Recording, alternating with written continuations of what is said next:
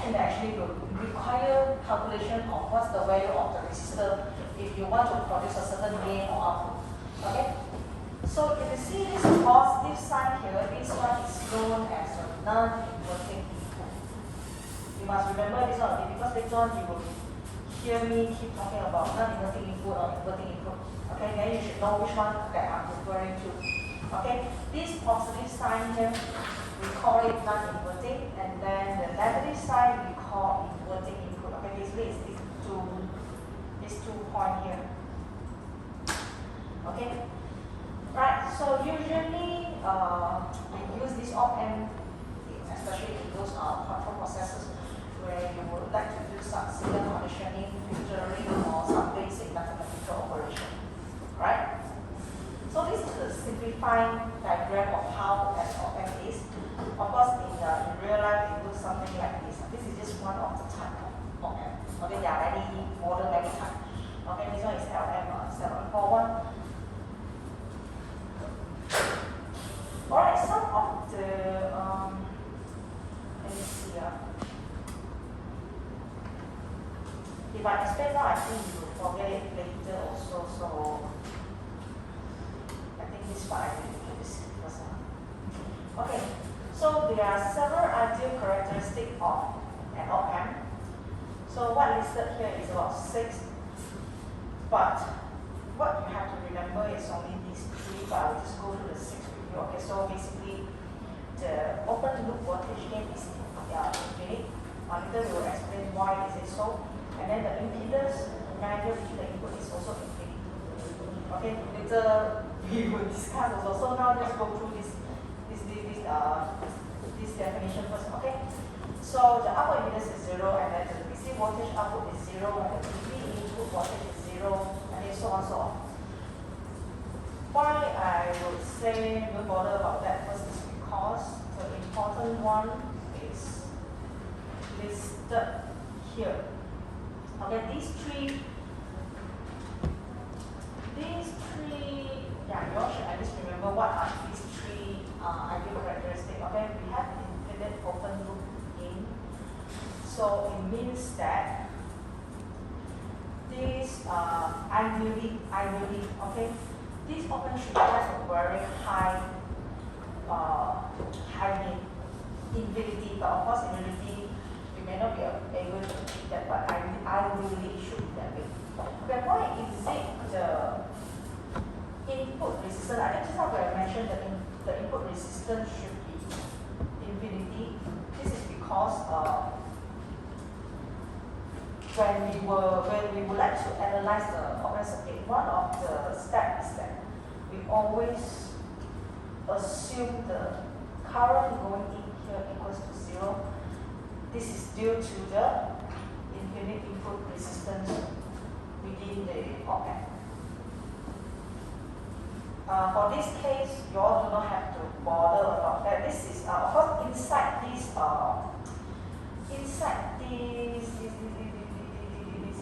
op-amp, right? There are actually many other configurations inside that we are not going to touch. But the idea is that, of course, we are not going to see everything introduced into the diagram now, but yes, okay, the input resistance here, ideally it should be so high that all the current entering this inverting and non-inverting input is equals to 0. So this is also one of the ideal characteristics of an op-amp. Okay? Okay, 0 output resistance, I think this one, we usually do not work with this one, it's okay.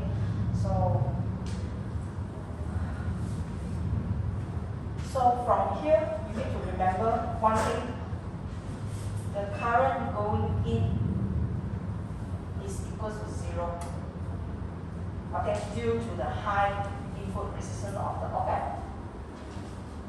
Later you'll see how we use it. Okay. So what else? I try to cut off all those not so important ones so that it doesn't confuse you because too many things here already. Okay, another term here is the differential voltage. Okay, you can see this V here. So this one is actually telling you the difference between V V1 and V2.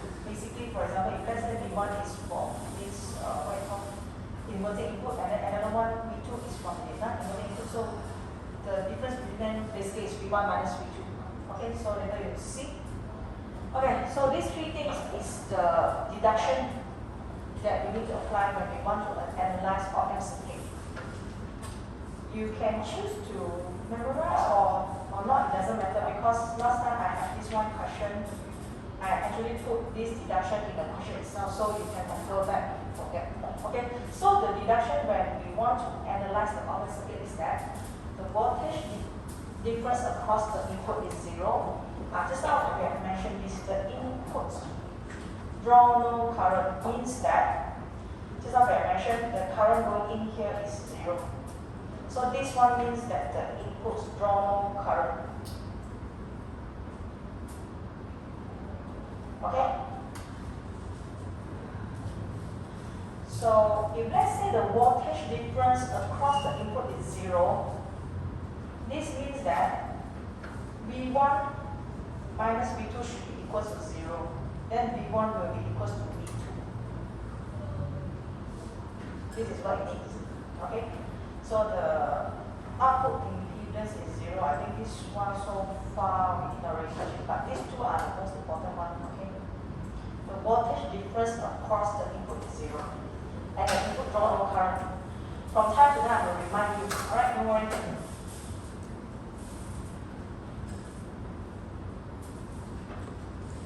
CNR, I keep it for later because let me introduce you the basic types of the op-amp that we're going to learn. Okay, so the first type is inverting amplifier. Okay, second type is non-inverting. I'm not sure if I should include voltage follower as the third type because this one will be too simple already. Never mind, I just leave it there first. So the third one will be differential amplifier. Okay, so before we go into this, I would like to tell you, for a midterm test or even for final exam, you do not have to memorize the configuration of the circuit. It is provided in the exam and also midterm test together with the formula here. Okay, for example, if let's say I would like you to design, I said, use two op-amp to produce an output of certain value. You can just refer to the back, see whether you want to use inverting or non-inverting. This whole thing itself is provided in the exam. Okay? But of course, you need to know how to use it now. Okay? So let me go through with you how do we actually get the formula. You do not have to memorize the formula and design time, but I just want to show you how we actually apply this deduction. How we apply this deduction, and for example, the voltage difference across the input is 0, and also the input draw no current, and how we end up finding the gain in this way. Okay, so you look at second page. This page is just is the same thing, just that I put some extra information there for you. To let you understand how do we actually do all those mathematical calculations to get our gain in the end. Okay, so how do you actually, first thing, how do you actually identify what type of amplifier is that? Like how do you know this is inverting or how do you know this is not inverting? Okay, for an inverting amplifier, the non-inverting input is grounded. Okay, just like I mentioned, non-inverting input means the positive sign here, right? The non-inverting input is grounded. So if you look at this, it's the same. The non-inverting input is grounded, right? And then there is a voltage that is connected to the inverting input through a resistor here called R1. Okay, and then you have a feedback resistor. This one sometimes we just call it feedback resistor here. Okay, you have a feedback resistor connected between the inverting input and output. That's the idea. You have a feedback resistor connected between the inverting input, right, and the output. So this is how you identify the type of amplifier, to be specific, operational amplifier. Okay, so let me just go quickly to show you how we get this formula. For example, the gain, basically the gain for the op-amp. Okay, so you know that gain is definitely something output over input. So in this case, it's the voltage output and also the input voltage. All right. So how do we get the gain to be negative R2 over R1? So let's see here. So you can see that if we apply KCL at this particular node here. Okay, let's say we call it node 1, right? So if you still can remember what we discussed earlier, how we apply KCL is what goes in equals to what comes out. So what goes in equals to what comes out. So I1 equals to I2 plus the current that's going in here. But you know that for ideal characteristic, this is 0. That is why I1 equals to I2. Okay, I1, I2 you can actually convert to. I1 you know that's actually the input voltage minus V1 over the resistor here. And then I2 is actually V1 minus the output voltage here divided by R2. So when you rearrange everything, bear in mind, don't forget, V1 equals to V2, which will give you a value of 0 here because based on this reduction, the voltage difference across the input should be 0. That is why V1, V2 equals to 0. Okay? V1 equals to V2 equals to 0. So if you rearrange the whole thing, you will get the gain. But of course, in the exam, I don't expect you to do all this analysis, but this is just for me to inform, give you an idea how do we usually analyze an op-amp circuit based on the ideal characteristic. Okay? Okay, so let me give you a simple question. Of course, your exam will not be this simple. This is a bit too simple already. So let's do it together, at least to deepen your understanding of what we are doing now. So an inverting amplifier is needed. Okay? I give you the criteria. I want the input impedance to be 10 kilo ohm and a voltage gain of negative 12. Draw the circuit. Of course, you don't only draw the circuit, but you must also do the calculation. So basically what I expected to see is that I want to see you, although this is given in these providers, but basically you need to copy the whole thing again and then tell me what are those values and how do you get them.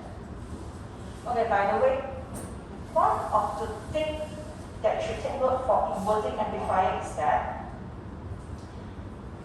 if let's say my input is a certain value, positive value, I put 2 lah, okay, 2 ohm.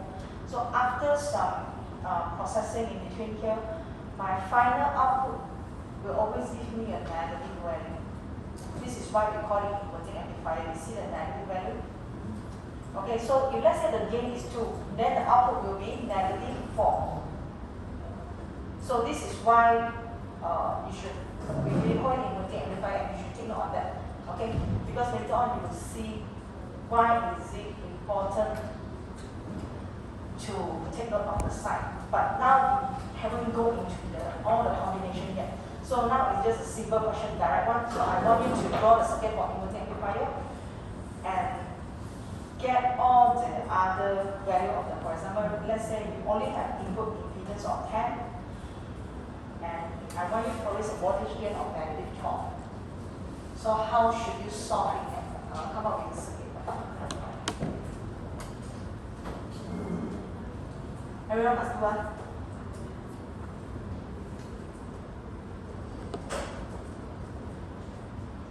Voltage gain of negative 12.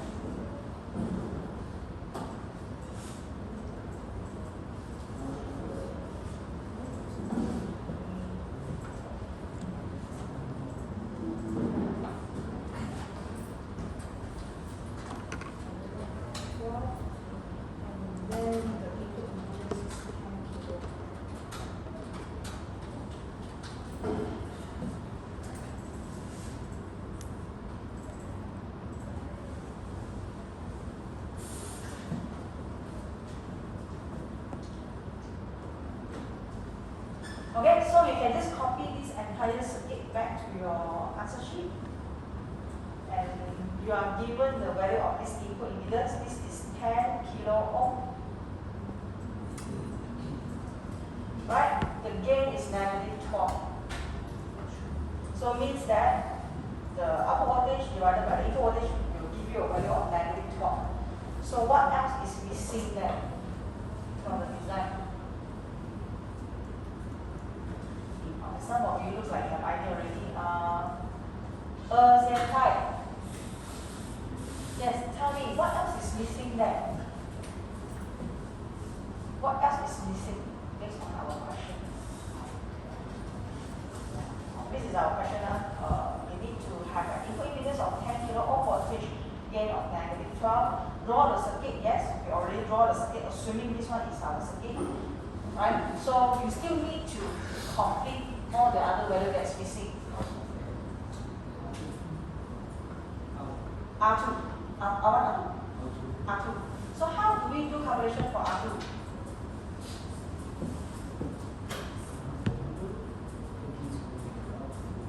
If you look at the formula here, the gain is negative 12. Right? So don't forget a negative sign here. R2 you don't know. And then R1 is 10 kilo ohm. Then you can do a calculation. R2 equals to 120k, right? 120k. Okay, let me. Can you understand this question now? Because I want to change the question a little bit. Do you understand how to solve this? This is quite direct. So let me change the question and ask you. If let's say I ask you to design an inverting amplifier with a voltage gain of negative 12. I did not give you this input impedance. What should you do now? Think about it. I did not give any value for the input impedance. Try what? Tell me. You look very relaxing there. So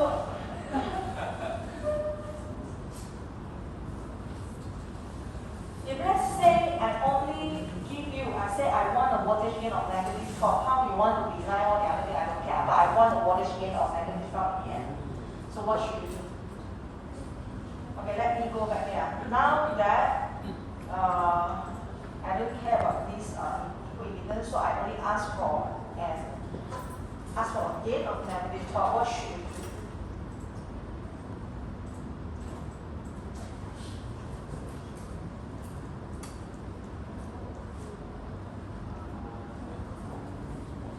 Very easy, only don't think too far. Very easy. Design one, your design one. Yeah, assume your friend is correct. Yeah, assume. So, but you must write it clearly what you assume. If let's say you assume, in this case, that for example, if let's say you assume R1 equals to 1, then you do the calculation for R2. You can also assume the R2 value and then you calculate the value of R1. Okay? Either way, it's up to you. So in your answer sheet, I think usually all students will have their own different design, so you must tell me clearly what did you assume then. If you assume R2, then you just write that I assume R2 equals to 12, then R1 you do the calculation equals to 1, something like that. Right? If let's say in my case I assume R1 equals to 1, so my R2 will be equals to 12. Right? Okay? So if you look at the formula here, okay, I think some of you still a little bit confused, don't worry. So if let's say my gain is negative 12, right, and then I assume my R1 is 1. So from here, if you do the math here, R2 equals to 12. Okay? Very simple, and your exam will not be simple. So this one is just to let you understand how this thing works for me.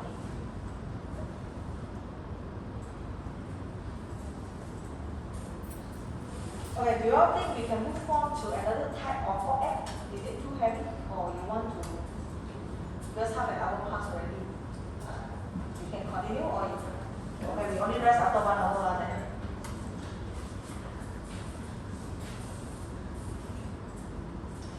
Okay, so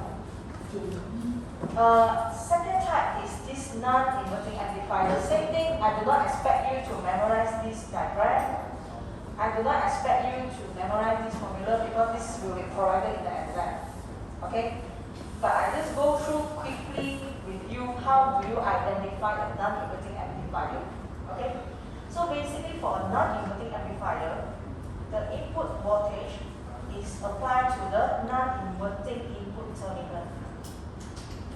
Okay, the input voltage is applied to the non-inverting input terminal. And then your R1 is connected between the ground and the inverting terminal.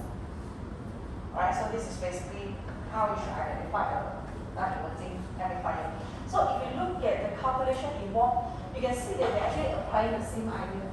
Like how what kind of reduction that they apply when they analyze op-amp circuit. Okay, if you apply KCL at the node, you will see that I1 equals to I2. This one I want to randomly test. Why is it I1 equals to I2? Qi Yuan, where are you? Yes. I called you already, is it? I called you before that this morning, but I called another person. Shao Yan. I think I didn't call you for the whole day. Shao Yan, tell me why I1 equals to I2. Why is it I1 equals to I2? Only 2 carbon here. Now why? Why only 2? The node is here, right? Here go in, then here come out, then we still have another. You have the resistor here. Then? That's not the reason why. This is I mentioned that. V1 minus V2 equals to 0. What? V1 minus V2 equals to 0? Your friend gave me hint already. The input no current for deduction. It's mentioned like 2-3 times already. The I enter here is always 0. Entering doesn't matter inverting or non-inverting here is 0. Okay, the deduction.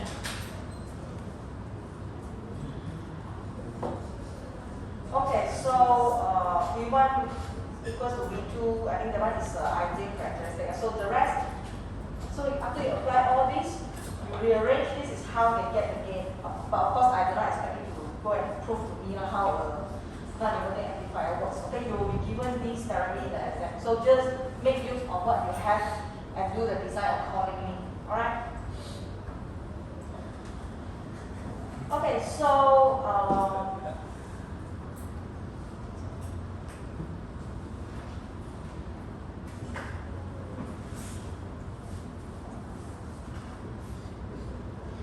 okay, so another one, a simple one. This is how a voltage follower looks like. Okay, unlike all the other op-amp that you see, like come with resistor here and there, this one is a very direct one. Okay, this one we call it unity gain amplifier because the gain is always equal to 1. But why do we still use it? Okay, because this one, by adding a voltage follower to a circuit, it will give an effective isolation. Okay, and usually it is used in the construction of buffer for logic circuits. So this one provides a very high input impedance, but it does not change the gain. So somewhere in the question we will ask students to design. So we will give some hint in the question. We say, oh, we want it to have ultra high input impedance before we connect it to the, so for example, filter. Then you just add one voltage follower before you draw the filter. Okay, so that's the idea. Alright, so for a voltage follower, how do we calculate the voltage gain?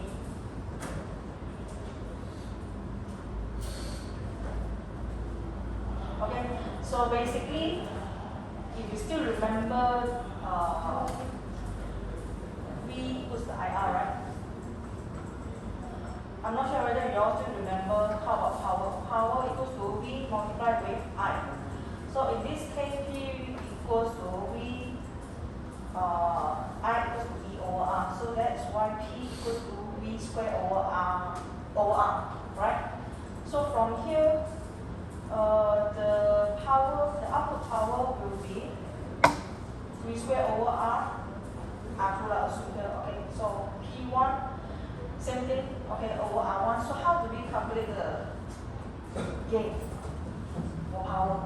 So output power divided by input power, right? So you just substitute everything in, and why is it the power gain left with only R1 over R2 in the end? What happened to the voltage here?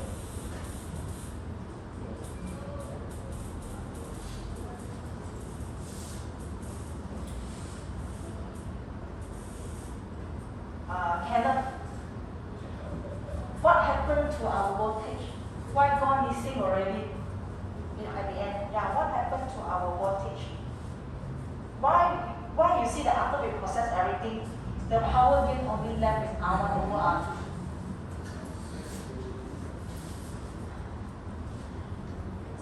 Yeah, we go back to the characteristic of a voltage follower.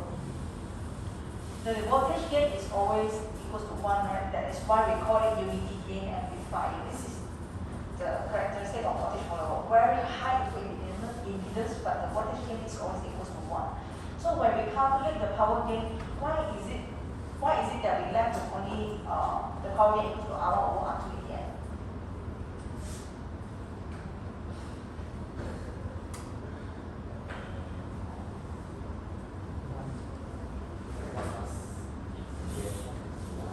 Yes, correct.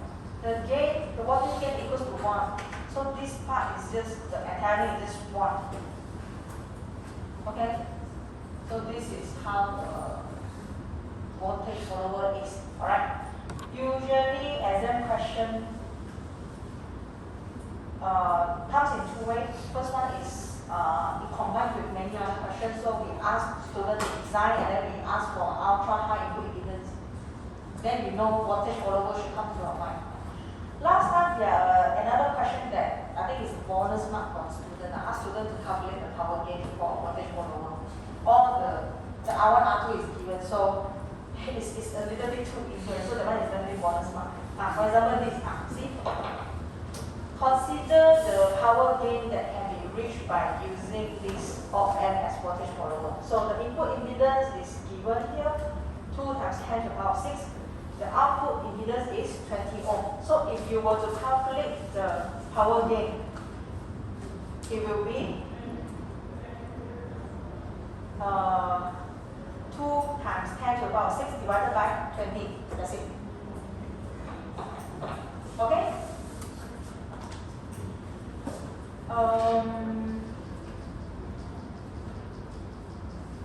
Now that we have gone through 2 types of op-amp, inverting and non-inverting, I will teach you another one. Then I will let you try what kind of question that can be tested. Okay? So can you all still follow? Yeah. This one I will keep it inside the differential amplifier because knowing how to use the inverting and non-inverting, you can actually solve a lot of design question already. This one we will keep it for, I will come back to this later, but I just want to teach you the basic design first, okay? Okay, summing amplifier is actually, if you look at this, if you don't bother about all this V2, V3, V4, can you all recognize what type of amplifier here? Based on the field that you have learned just now. Inverting, yes. This one is actually a summing inverting amplifier. Okay, very good that I think most of you actually noticed that. Okay, summing inverting amplifier works by what you have learned just now. Basically, just combine everything. If let's say, if you go back to the inverting amplifier, you can see that the output equals to the negative feedback divided by the input resistance and then multiply with the input voltage. So for summing inverting amplifier, basically you just combine every single negative. Okay, you just put the negative outside, then basically the feedback resistance divided by all the input resistance, and then multiply with their respective input voltage. So do you see the trend? So in the exam, you are not given this formula for the summing amplifier, but you do not have to worry because it's just a combination. You just have to do the plus here. You are given only the inverting, but you do not have to worry about that because at the end of the day, you are just combining everything. Like in this case, if let's say this is output equals to negative feedback resistance divided by the input resistance, then multiply with the input voltage, then you just have to combine everything. Right? So if let's say you have many other input and also the resistance, you just have to combine everything.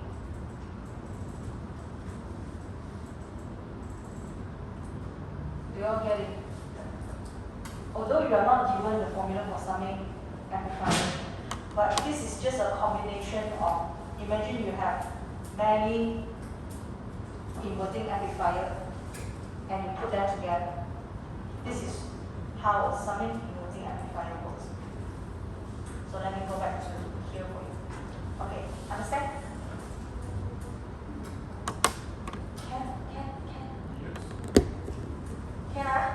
Okay, so now we have come to a very important part. Okay, because these are the type of questions that will come up in your exam or even midterm test. And this usually is not a difficult one for the op-ed chapters. This one is like the most basic things that you all should be able to perform when it's related to designing op-ed circuit. Okay, let me guide you. If let's say I will ask you to draw a circuit that will provide an output proportional to this following function. So basically, I want you to have an op-ed circuit that will provide me this output. 3V1 plus 3.7 V2 minus 7.5 V3. The answer is actually at the following page, but let me explain to you how it works. Okay? So you can see that we have two inverting amplifiers here. I will go a bit slow on this one, okay? So don't worry about that because this is your first time learning it. So you have two inverting amplifiers. This one is the first inverting amplifier.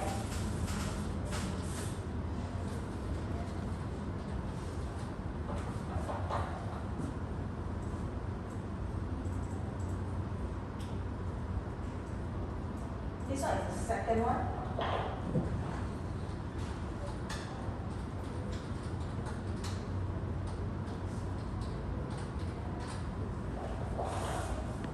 Okay, I will slowly explain to you how do we make use of these two inverting amplifiers to produce the final outcome. So our final outcome is actually 3 1 plus 3.7 V2. I copy the question so we don't have to quickly and then to refer. It's minus 7.5 V3. Okay, so the question did not restrict you how many op-amp to be used. You can use 2 or 3, or it's up to your own design. I think all of you may have different design. But why the question use only 2 to solve this?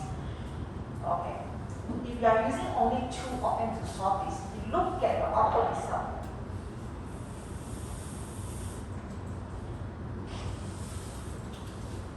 one comes with the positive terms or which one comes with the negative one. So positive one, you just put them together. The negative one, you just put it later. Okay, so if you would like to use only two inverting amplifier, then you should start with solving this 3V1 plus 3.7V2 first. Why is it so? If I'm using only two inverting amplifier, why I must do something with 3V1 and 3.7V2? That is because, let's look at the first inverting amplifier. Okay, don't bother about this value because this value I think will not affect your calculation. If you go back to inverting, remember this pattern. I think I copy on the board so you all can refer it.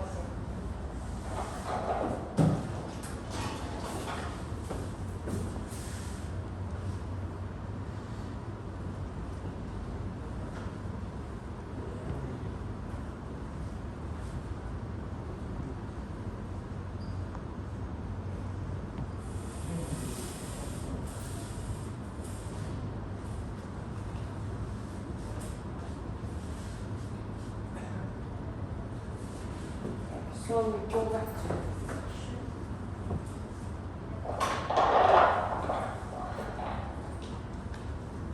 Okay, go back to the question here. Okay, so this is the summing inverting. How do we produce 3V1? Now we don't care about the sign first. Okay, so if let's say you are doing an inverting amplifier, how do we produce 3V1? So if let's say we assume the feedback resistor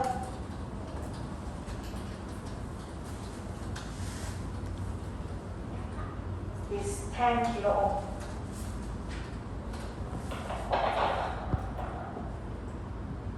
Which is happened to this example. We assume the feedback resistor to be 10 kilo ohm. How do we produce 3V1? Okay, based on if you look at this inverting amplifier, if let's say you have 10 kilo ohm for the feedback resistor, and then you know that your input is V1. This one is 10 kilo ohm, this one is V1. So what is left is your R1, right? So how do we make it 3V1? Negative 3V1 because this is a inverting, right? How do we make it 3V1? This one is actually made up from R2 over R1, correct? So how do we get 3? If let's say we assume R2 is 10 already, so R1 definitely will be equals to about 3.33. 3.3. That is why your resistor value is 3.3 here. Do you all see that? Can I go a bit slow on this because this is our first time doing this. Can you all get this? How do we get 3V1?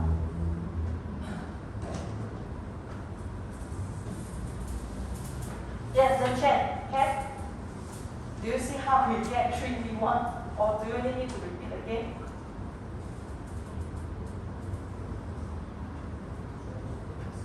I repeat using another example. Okay. How do we produce 3.7V2? Okay, second one here. This part. How do we produce 3.7V2? So, logically,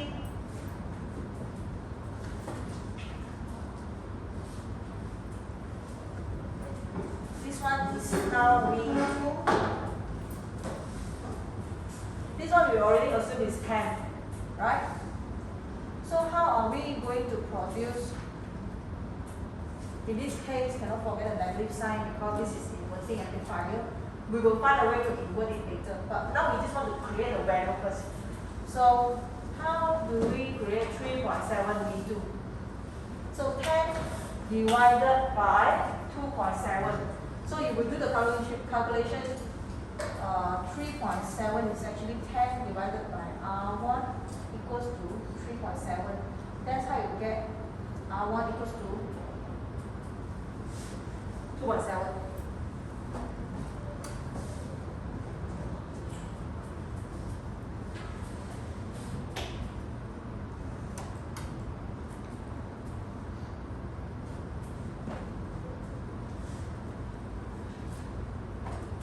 Do you all get it?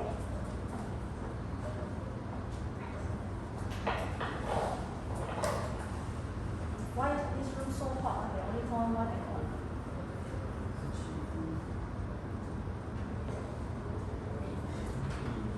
You all don't feel hot, is it?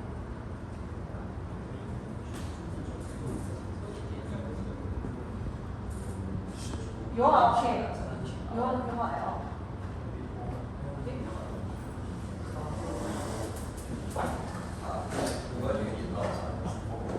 Hey, can you all get how we do all this the negative 3 V1 and also the negative 3.7 V2? Because by summing, and this one is a summing amplifier. So the output here basically you just combine everything from all those individual inverting amplifier. So that is how you get negative 3 V1 and then negative 3.7 V2.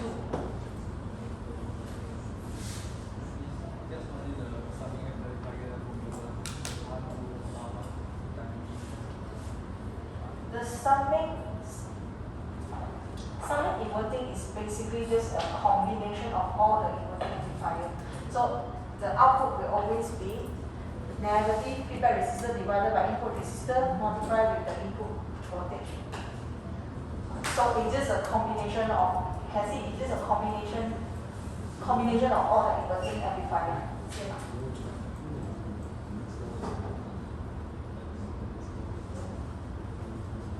Never mind, if you want me to explain that, I can explain it. Okay, because this is very important.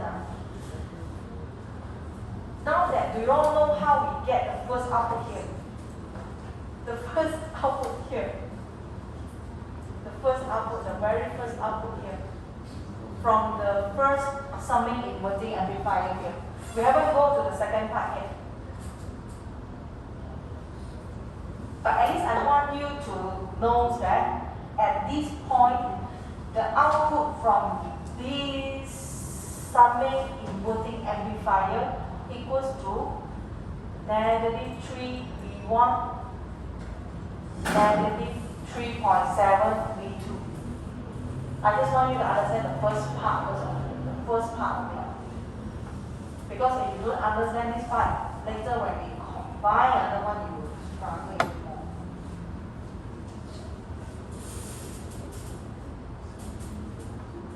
If we are okay with this first summing inverting already, then can we move on to the next one?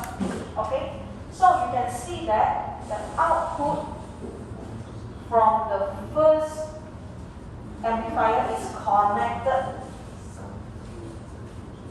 Now that the output here is the input for the second inverting. Do you all see that? This is a very important part. The output from your previous inverting amplifier is now the input for this 10 kilo ohm. This is now the input for this 10 kilo ohm, the input here.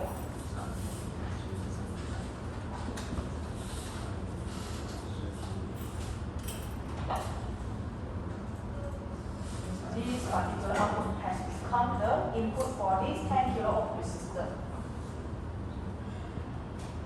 If you don't look at this V3 first, we look at the amplifier. 10 divided by 10, the gain is 1. But you all know that for an inverting amplifier, there is a negative sign there.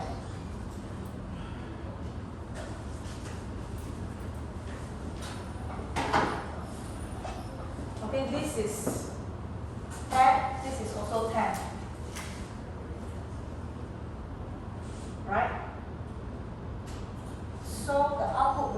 equals to -1, and then the input is actually -3 V1, -3.7 V2. Because the output from your first amplifier is now the input for your second amplifier.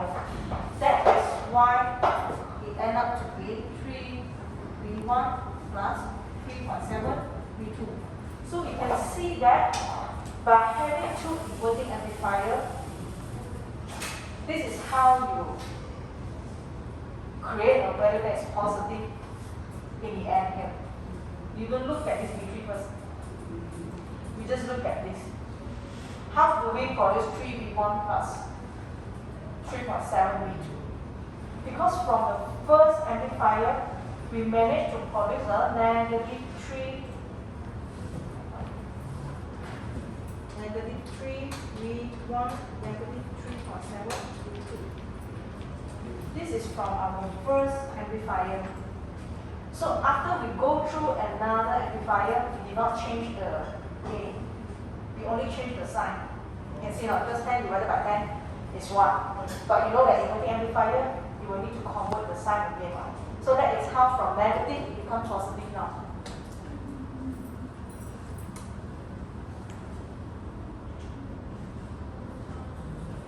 Yes? The input resistor also need to assume ourselves. Which one?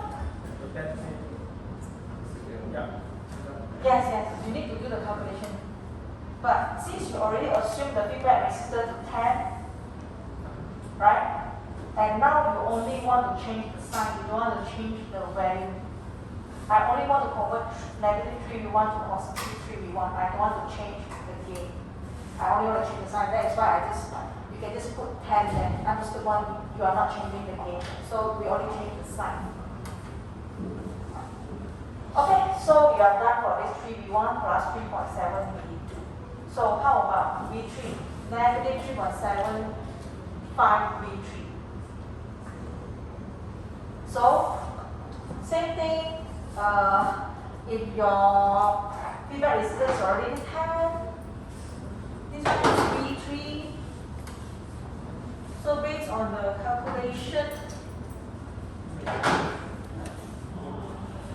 calculation, your resistor will be about 1.33 kilo ohm in order to produce a -3.5 V3. So this is how it works.